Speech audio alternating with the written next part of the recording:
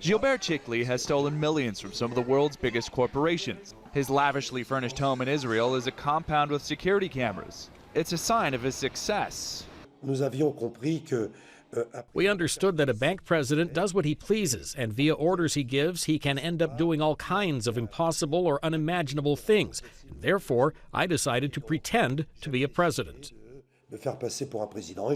For years, he palmed himself off to company workers as their CEO, lying to people on the phone to send money. Yet the French-Israeli con artist could not spend his stolen cash because of a web of banking rules aimed at criminals like him. China is a country where not everything is allowed, but in any case, money is king. Until he found a pipeline in the shadows to funnel his ill-gotten gains, the People's Republic of China. China has become a universal international gateway for all manner of scams.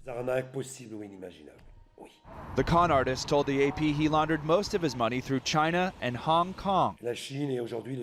China is today the expert in these revolving money transfers. The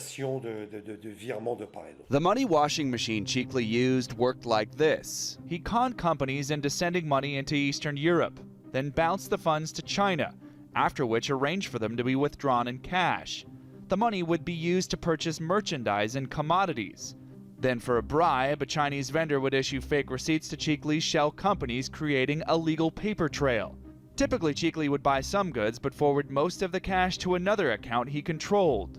In the last step, Chikli sold the goods and sent his money to Israel, where false invoices made the entire sum look like legitimate profit. The Chinese government did not respond to any of the AP's inquiries for comment. Chikli is widely credited with pioneering the fake CEO scam, which federal investigators say is now widely copied and has cost businesses worldwide $1.8 billion in the last 2 years. It's a huge scam. It's a significant scam. Big dollars, and relatively recent. In a little over a year's time for us to get up to the billion-dollar figure. It's scary.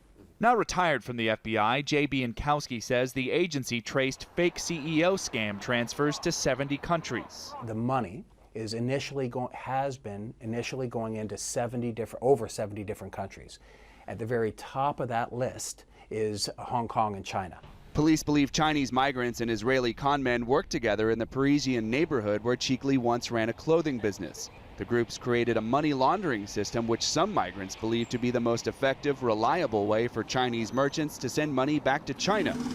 The Chinese call this practice flying money. The French busted a similar network in a garment district in Paris suburb called Aubervilliers, where authorities accused Chinese merchants of laundering money for North African drug dealers. Back in Israel, Chikli says he never tapped into those networks himself, but understands how they flourished. Last year, a French court convicted him of fraud in absentia. Israeli authorities would not say whether France had made a formal request for Chikli's extradition. I was convicted because it spread everywhere. I'm an example. It's what's called a conviction by example. Chikli maintains he's now living a simple life of a father and husband. He helped renovate a nearby synagogue. A sign in Hebrew outside of it thanks him for his help. Close to it, another reads, "Thou shalt not steal." Chikli didn't seem to care about contradictions. Rather, he embraced his role as a con artist to the AP. And now people will be able to see Chikli's power of persuasion on the silver screen in a French movie called Thank You for Calling. John Moan, Associated Press.